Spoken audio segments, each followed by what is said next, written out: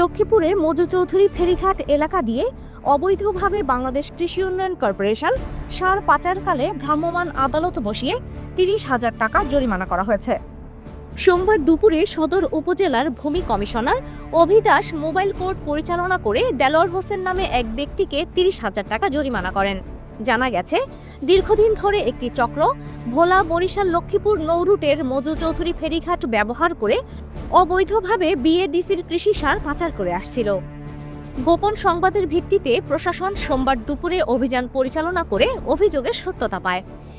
এই ঘটনায় জড়িত একজনকে ৩০,০০০ টাকা জরিমানা করা হয় এবং ভবিষ্যতে এই ধরনের কর্মকাণ্ড না করার জন্য সতর্ক করা হয়।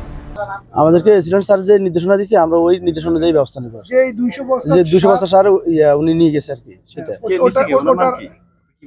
আমরা ওই ঘটনাস্থলে যাকে পাইছি দেলোয়ার সাহেবকে, উনি ওই মাকসুম নামে যে উনি তো আমাদের কাছে স্বীকার করেন না, তো আমরা তো এটা তদন্ত করে বের করে ওই এসিডেন্ট স্যার যে নির্দেশনা দিচ্ছে ওই নির্দেশনা এগুলো আমরা সরকারি আইন অনুযায়ী যে ব্যবস্থা নেওয়া যায় ওই রকম ব্যবস্থা নিব।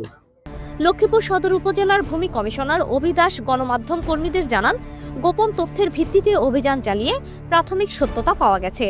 সার ব্যবস্থাপনা আইন ২০০৬ অনুযায়ী ৩০,০০০ টাকা জরিমানা করা হয়। ভবিষ্যতে যাতে অবৈধ সার পাচার না হয় সে বিষয়ে কঠোর নজরদারি অব্যাহত থাকবে। পাশাপাশি সংশ্লিষ্ট কৃষি অধিদপ্তরকে প্রয়োজনীয় পদক্ষেপ নেওয়ার পরামর্শ দেওয়া হয়েছে।